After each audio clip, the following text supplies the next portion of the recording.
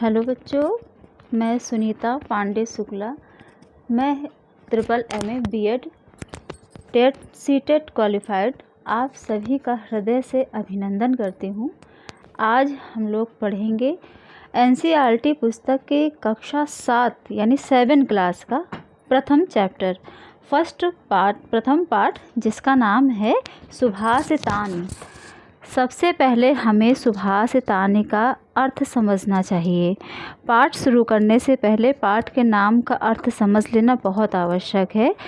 सुंदर वचन, सुंदर और जो सत्मार्ग की ओर ले जाए, ऐसा सुंदर और मधुर वचन सुभाषितानि।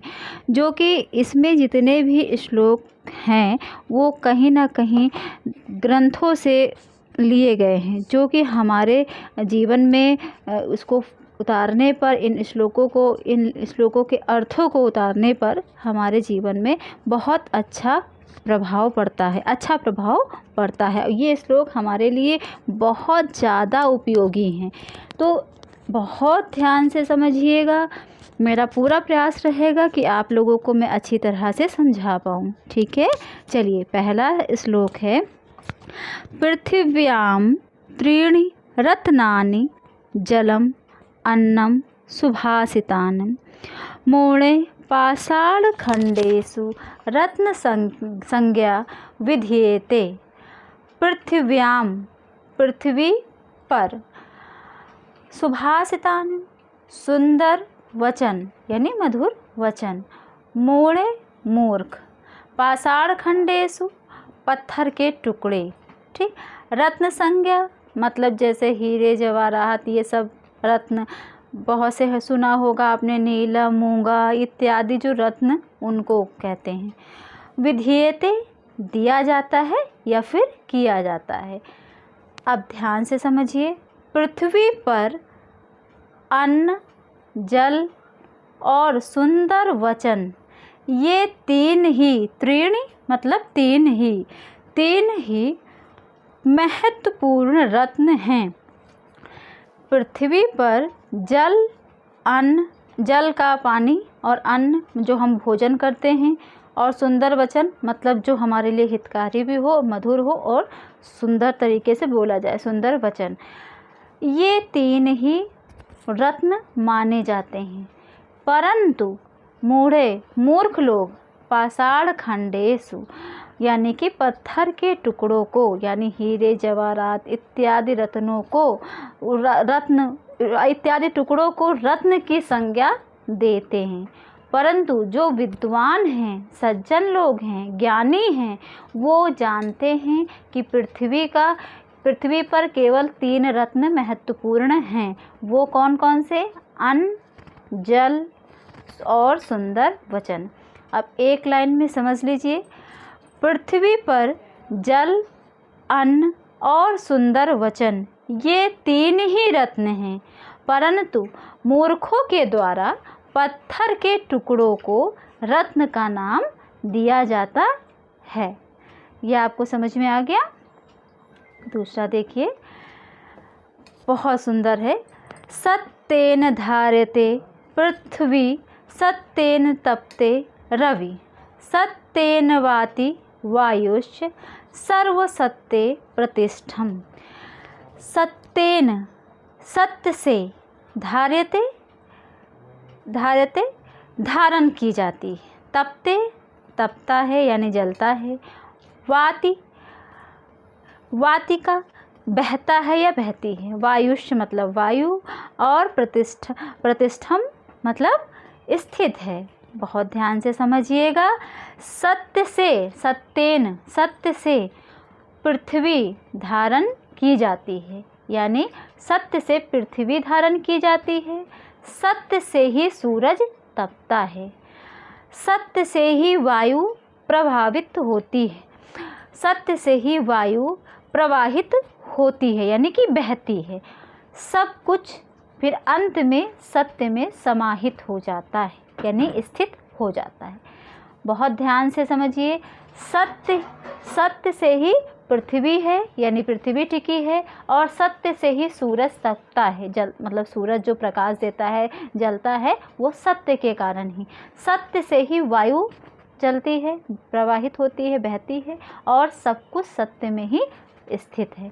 यानी ये तीनों प्रत्यक्ष प्रमाण के साथ सत्य हैं।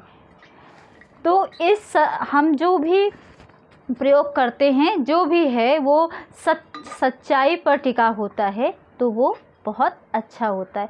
आपको स्टूडेंट लाइफ में तो बिल्कुल भी झूठ का प्रयोग नहीं करना चाहिए, इसलिए आप लोग सत्य बोला करिए, समझे? एक लाइन में समझ लो बेटा। सत्य से पृथ्वी धारण की जाती है, सत्य से सूरज तपता है, सत्य से ही वायु प्रवाहित होती है यानी बहती है, और सब कुछ सत्य में ही समाहित है। ठीक है। अब तीसरा देखो बेटा।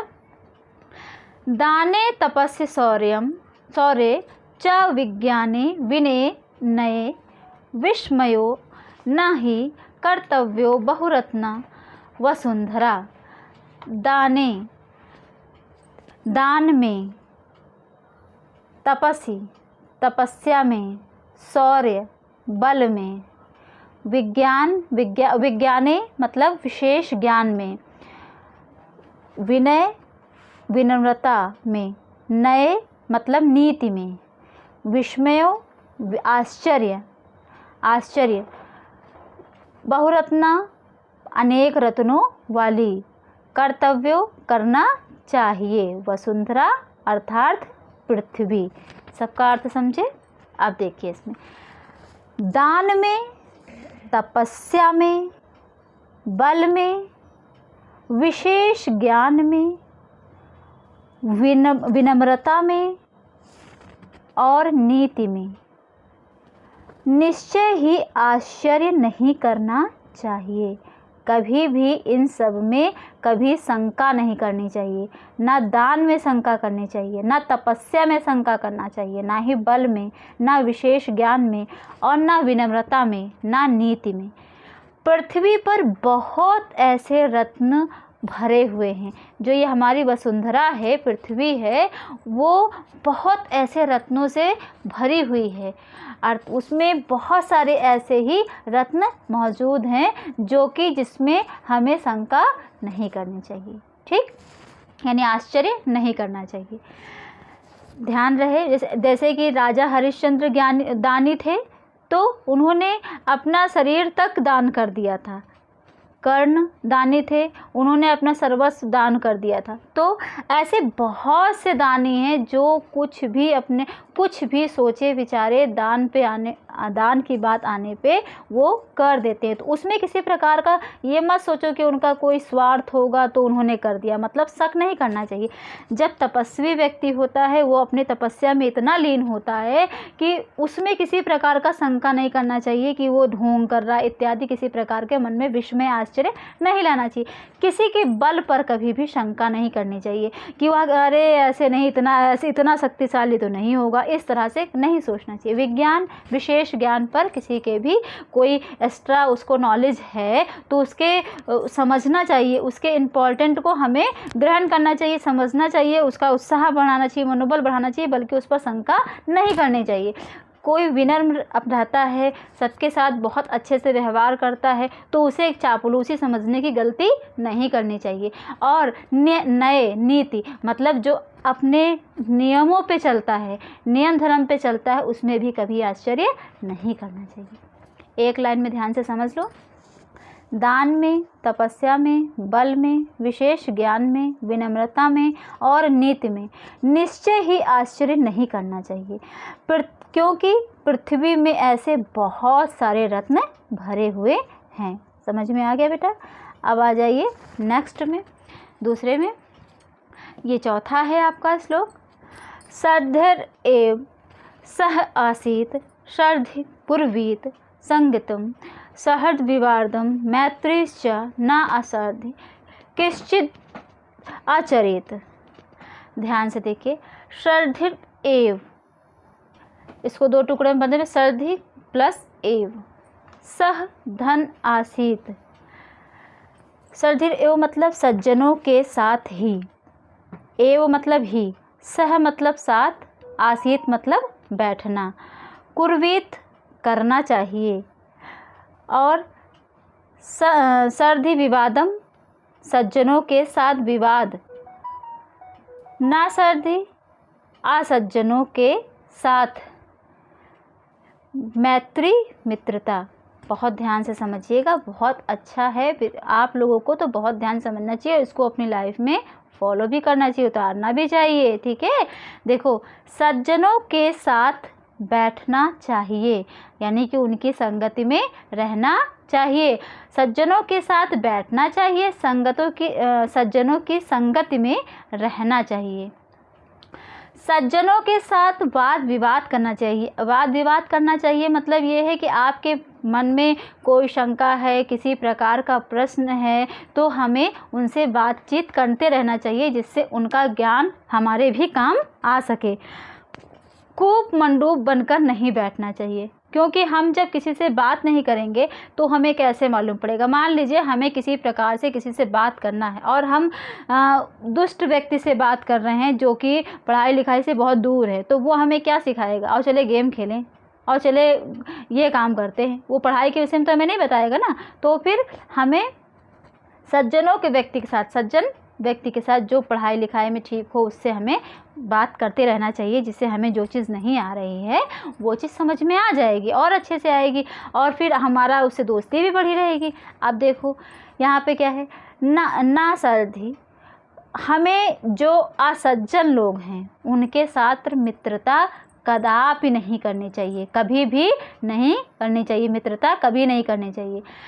अब सज्जन और असज्जन कैसे समझेगा बच्चा, देखो आप लोग कैसे समझोगे, जो आपको जैसे आप पढ़ने बैठ रहे हो और पढ़ने के समय पे ही जो आपको बार बार किसी न किसी बहाने बुला ले रहा है, मना कर रहा है, और आपका मन पढ़ाई से डाइवर्ट कर रहा है, हटा रहा है, वो यानी सज्जन की गिनती में तो नहीं आएगा मेरे हिसाब से। और जो व्यक्ति, अगर आप नहीं पढ़ रहे हो और बार बार आपको पढ़ने के लिए कह रहा है कि चलो पढ़ा जाए, और अभी हम लोग पढ़ेंगे तभी तो अच्छा होगा, सब कुछ आएगा, बार बार आपको मोटिवेट कर रहा है पढ़ने के लिए, अच्छे कार्यों के लिए मोटिवेट कर रहा है, तो वो सज्जन की श्रेणी में आ जाएगा। बहुत आसान है समझना, ठीक है। तो इसको ध्यान रखिए, जो आपको पढ़ाई के लिए कह रहा है वो आपका हितैषी है, दुश्मन नहीं है। हाँ, ये बात अलग है कि आपके थोड़ा सा लग जाता है बुरा, हमेशा मुझे पढ़ने के लिए ही बोला जा रहा है, नहीं, ऐसा नहीं है, वो आपका बहुत हितैषी है, तभी वो पढ़ने के लिए आपको बोल रहा है। तो बेटा इसको ध्यान रखिए, ठीक है।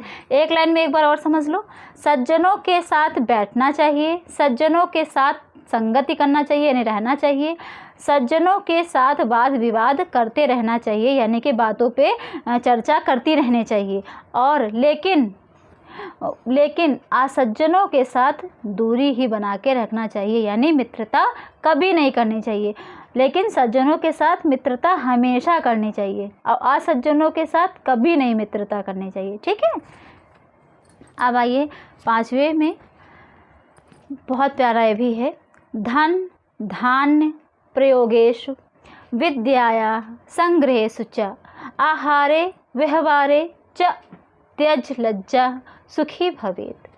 धन धान्य प्रयोगेषु मतलब ये हुआ कि धन और धान्य, धन मतलब पैसा इत्यादि, और धान्य मतलब अनाज से संबंधित है का प्रयोग, और विद्या संग्रह, विद्या का संग्रह करना मतलब एकत्र करना, और त्यज लज्जा मतलब लज्जा को त्यागना, संकोच को छोड़ना, ठीक है। भवेत मतलब होता है, देखो ध्यान से,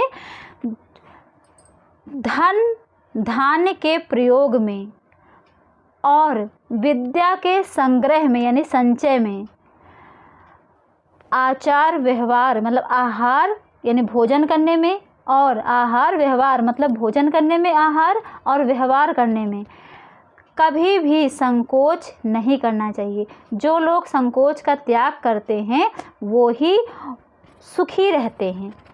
देखिए, जो लोग धन का प्रयोग अच्छे कार्यों में करते हैं, अनाज है जो हमको इस्तेमाल में हुआ, करा, कोई भूखा है उसको दे दिया, वो खा लिया, तो वो अच्छे इस्तेमाल में हुआ ना, प्रयोग में हुआ, तो फिर अच्छे चीज़ में हो गया। विद्या एक चीज़ बताऊं, ज्ञान और विद्या ऐसी चीज़ है, आप कहीं पर भी हैं वहाँ से कुछ ना कुछ तो आप इकट्ठा कर ही सकते हो। आज छोटे बच्चों के साथ खेल रहे होते हो, उनसे हम बहुत कुछ सीखते, आज भी मैं आप लोगों से बहुत कुछ सीखती हूँ और मुझे बहुत अच्छा लगता है आप लोगों से सीखना। तो विद्या हम जितना संचय करेंगे, जितना इकट्ठा करेंगे, जहाँ से पाएंगे वहाँ से अच्छी चीज़ ले लेंगे, अपने पास उसको संचय करेंगे, उतना ही अच्छा है। और आहार, जब हम भोजन कहीं कर रहे हैं तो मुझे भूख लगी है तो हमें कहने में कोई संकोच नहीं करना चाहिए, भाई भूख लगी है तो मुझे दे दीजिए। हम जब कहीं खाने बैठे ही हैं तो कम से कम पेट भर के खाएं। व्यवहार मतलब जैसे हम किसी के साथ व्यवहार कर रहे हैं कि हमको लग रहा है कि कोई हमें अभद्रता से ही बोल रहा है, तो हमें कुछ ना कुछ तो उसका आंसर देना ही पड़ेगा। ज़रूरी नहीं ना कि उसकी फाइटिंग ही करने लगो, लेकिन विनम्रता से ही उसको बताना तो ज़रूरी है ना कि आप गलत कह रहे हैं या सही कह रहे हैं। इन सभी में जो लज्जा को त्याग देता है, मतलब संकोच नहीं करता है, वो हमेशा सुखी रहता है। ठीक, एक लाइन में समझ लो। धन धान्य के प्रयोग में, विद्या को इकट्ठा करने में यानी संचय में, आहार और व्यवहार में जो लोग संकोच छोड़कर रहते हैं वही सुखी रहते हैं। ठीक, समझ में आया? अब देखिए नेक्स्ट छठा वाला है, बहुत अच्छा ये भी है।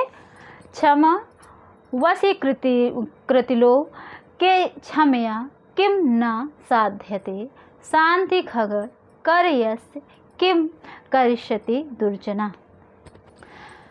क्षमा वशीकृत मतलब क्षमा तो माफ़ी का हो गया, और जो वशीकरण एक प्रकार की विद्या के रूप में माना जाता है। ठीक है, अब साध्यते साधा जाता है। अब देखिए करे मतलब हाथ में। ठीक, दुर्जन बुरे लोग। अब देखो इसको ध्यान से समझो। इस संसार में क्षमा से बड़ा, यानी कि किसी की गलतियों को माफ़ कर देना, क्षमा कर देना, उससे बड़ा वशीकरण कुछ नहीं हो सकता है। क्षमा से हर कार्य को पूर्ण किया जा सकता है, मतलब ऐसा कोई कार्य नहीं है जिसे हम पूर्ण नहीं कर सकते अगर जिसके हृदय में क्षमा निवास करती है। जो शांति रूपी खगड़ है, मतलब खगड़ मतलब तलवार, जो शांति रूपी तलवार है उसके द्वारा हमें कोई दुर्जन यानी कि बुरा लोग कुछ भी हमारा नहीं गलत कर सकते हैं, क्योंकि वो जितना भी गलत बोलेंगे, गलत कहेंगे, उसको हम शांति से इग्नोर कर देंगे और उनकी बातों का क्रोध से नहीं बल्कि सौम्यता से आंसर करेंगे, उत्तर देंगे, तो वो अपने दुष्टपन को यानी क्रोध को हर हालत में त्याग ही देंगे। बहुत ध्यान से समझिएगा, जिस व्यक्ति के हृदय में क्षमा है उसके लिए कोई भी कार्य करना कठिन नहीं है। क्योंकि क्षमा के बराबर कोई भी वशीकरण मंत्र नहीं है। जिसके हाथ में शांति रूपी तलवार है उसका कोई भी दुर्जन कुछ नहीं बिगाड़ सकता। ठीक, अब देखो इसको एक लाइन में समझो। क्षमा संसार में सबसे बड़ा वशीकरण है। क्षमा जिसके हृदय में निवास करती है वह हर कार्य को करने में समर्थ है। ठीक, जिसके हाथ में क्षमा रूपी तलवार है उसका दुष्ट व्यक्ति कुछ नहीं बिगाड़ सकता, वो कुछ नहीं बिगाड़ सकता है, क्योंकि वो जितना भी कुछ कहेगा तो उसको वापस तो आना नहीं ना, वो फिर चुप शांति से रहेगा। अरे चलो उसने बोल दिया, हम छोड़ देते हैं, माफ़ कर देते हैं, हटाओ। उसकी बुद्धि थी, उसने बोला, मैंने तो नहीं ध्यान दिया, छोड़िए। अच्छी चीज़ बोले तो सुनो, बुरी चीज़ बोले जरूरी थोड़ा नहीं सुनना। तो उससे बड़ा वशीकरण कुछ नहीं हो सकता। तो क्योंकि जब आप किसी की भी गलतियों को क्षमा कर दे रहे हैं और अगले को महत्व दे रहे हैं, इम्पोर्टेंट दे रहे हैं, तो क्या होगा? उससे होगा ना कि आप सबके हृदय में राज करोगे, सबके हृदय में अपना स्थान बना रखोगे। ठीक, अब देखिए अभ्यास कार्य शुरू हो गया है, पाठ जो आपको मैंने समझा दिया है। अब इसमें जो इसमें है, आपको करना क्या है? पहले प्रश्न में तो दे रखा है कि आपको श्लोक स्वर में गायन करना है, मतलब श्लोक को तेज से पढ़ना है, ध्यान से गा गा के। दूसरे प्रश्न में है यथा योग्यम श्लोकांश मेलयत, मतलब श्लोक को आपसे 2 पार्टों में उसको डिवाइड कर दिया गया है श्लोक को, और ऊपर नीचे करके लिख दिया है, इसको सुमेलित करना है। तो मैंने इसमें आप लोगों के लिए लिख रखा है पहले से, तो ध्यान दीजिए। पहले का देखिए, धन धान्य प्रयोगेषु, तो क्या विद्यायाः संग्रहेषु च, ये देखो, ठीक, मैच करा लीजिए। विस्मयो न ही कर्तव्या बहुरत्ना वसुंधरा, ठीक। तीसरा देखिए, सत्येन धार्यते पृथ्वी, सत्येन तप से रवि, ठीक। अब देखिए चौथा, सर्धि विवादन मैत्री च न सर्धि किंचित आचरेत, ठीक। पांचवा देखिए, आहारे व्यवहारे च त्यज लज्जा सुखी भवेत, ठीक। इस तरह से आप मैच करा लीजिए, इसको कॉपी में लिखना होता है, आप नोट कर लीजिएगा। समझ में आ रहा है? अब देखिए प्रश्न संख्या 3। प्रश्न संख्या 3 में एक पद में आपको उत्तर लिखना है। तो आपने पृथ्वी, देखिए प्रश्न देखिए, पृथ्व्याम कृत रत्नानि, पृथ्वी पर कितने रत्न हैं? तो आप पृथ्वी यहीं से कॉपी कर लोगे, पृथ्व्याम कति की जगह त्रीणि लिख दोगे, और रत्नानि भी कॉपी कर लोगे, यानी पृथ्व्याम त्रीणि रत्नानि, एक वर्ड में हो गया, ठीक है। ध्यान, समझ रहे हो ना, एक पद में पूरा हो गया। पृथ्व्याम आपको यहाँ से ये कॉपी कर लेना, यहाँ से इसको यहाँ से कॉपी कर लेना, और इसको इसे मत करना, इसकी जगह पे त्रीणि लिख देना।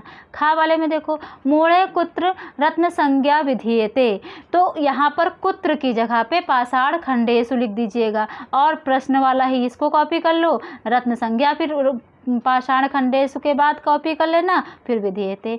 गा में देखिए, पृथ्वी केन धार्यते, तो केन की जगह सत्येन कर दीजिए, पहले पृथ्वी सत्येन धार्यते। अब देखिए यहाँ पे घा वाले में, कै संगत कुर्वीत, तो सज्जनों की संगत हमें करनी चाहिए। किसकी संगत करनी चाहिए? सज्जनों की। तो कै की जगह सर्दी कर दीजिए, और संगति कुर्वीत नीचे कॉपी कर लीजिए इसको, ठीक है। देखिए अंगा का, लोके वशीकृति का, लो मतलब पूरे लोक में वशीकरण सबसे बड़ा कौन सा है? तो क्षमा है। तो का की जगह क्षमा कर लीजिए, और इन सबको कॉपी कर लीजिए, आपका पूरा एक पद में आंसर तैयार हो जाएगा। समझ में आ गया?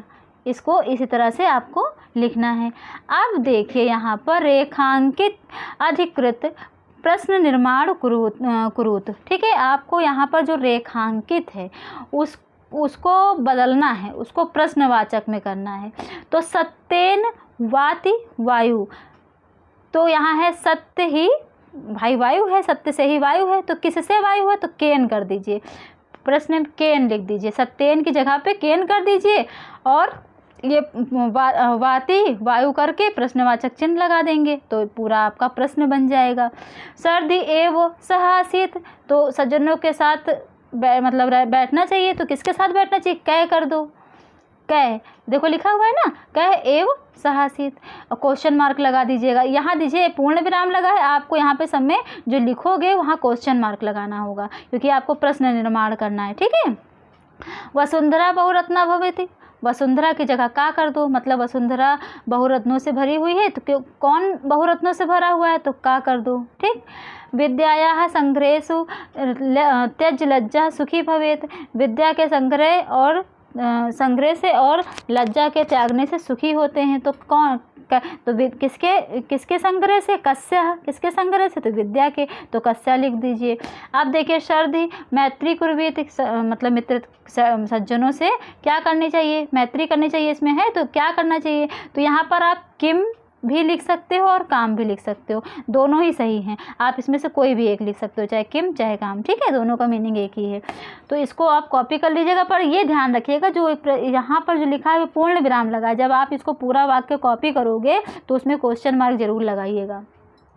समझ में तो आ रहा है ना? मैंने पूरा सेंटेंस नहीं लिखा है क्योंकि किचड़ पिचड़ हो जाता थोड़ा सा, ठीक है, तो लिख लेना।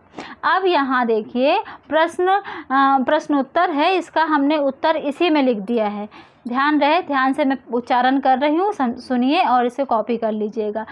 कुत्रा विस्मयः न कर्तव्य, तो इसका देखिए दाने तपसि शौर्य विज्ञाने विनये नये च विस्मया ना कर्तव्या। ठीक, पहले वाले का देखो यहाँ पे मैंने भी बोला ना, ये लिखा हुआ है। अब दूसरा देखिए, पृथिव्याम त्रीणि रत्नानि कानि, तो पृथिव्याम जलम अन्नम सुभाषितम च त्रीणि रत्नानि सन्ति। ठीक, दूसरे वाले का हो गया। अब देखिए तीसरा वाला, त्यज्य लज्जा कुत्र सुखी भवेत्, तो किससे, धन धान्य प्रयोगे विद्यायाः संग्रहेषु आहारे व्यवहारे च त्यज्य लज्जा सुखी भवेत्। ठीक, इसे आप कॉपी कर लीजिए आंसर आप। अब देखिए प्रश्न संख्या 6 पे आ जाओ। प्रश्न संख्या 6 में करना क्या है कि पदों को चुनकर लिंग के स्थान पर लिखना है। जैसे यहाँ पर पुल्लिंग है तो पुल्लिंग वाले इधर शब्द लिखने हैं, यहाँ स्त्रीलिंग है तो स्त्रीलिंग वाले लिखने हैं, यहाँ नपुंसक लिंग है तो नपुंसक लिंग वाले लिखने हैं। देखिए पुल्लिंग लिंग वाले में है सुखी, बहि, रवि। स्त्रीलिंग वाले में वसुंधरा, पृथ्वी, संगतम। नपुंसक लिंग वाले में रत्नानि, सत्येन, अन्नम। ठीक, इसको भी आपको कॉपी में करना होगा, कॉपी में लिखना होगा। ठीक है, इसे लिख लीजिएगा। प्रश्न संख्या 7 देखिए, इसमें क्या करना है कि आपको धातु लिखनी है। जैसे यहाँ पे इसमें पद दे रखा है, इसकी कौन कौन सी धातु है वो उसका नाम लिखना है। तो करोति क्री धातु से रूप चलता है, तब करोति करता ऐसे बनता है, कुर्वन्ति, है ना। तो अब देखिए दृश्य धातु से पस्य ऐसा पद बना है, भू धातु से भवेत है और स्था धातु से तिष्ठते है। ठीक है, अब इसको आप लिख लीजिएगा और यहीं पर ये चैप्टर आपका कंप्लीट होता है। आप लोग बहुत ध्यान से समझिएगा, देखिएगा और कॉपी करिएगा। कुछ भी कहीं नहीं समझ में आ रहा है कमेंट बॉक्स में पूछ लीजिएगा। वीडियो को लाइक ज़रूर करिएगा, शेयर ज़रूर करिएगा, क्योंकि आपके सभी दोस्तों के काम आने वाली है और इसमें आपको आगे चल के बहुत बेसिक चीज़ें भी मिलने वाली हैं जो आपके लिए बहुत ज़्यादा इम्पोर्टेंट होंगी। और इस चैनल को सब्सक्राइब ज़रूर कर देना बेटा, और बहुत ज़्यादा जरूरी, क्योंकि कोई भी नई चीज़ आपको मिलती रहेगी जब नोटिफिकेशन के द्वारा आपको बता दिया जाएगा कि हाँ आपको अब देखना है जो आपकी ज़रूरत की है। ठीक है बेटा, ओके बाय, टेक केयर।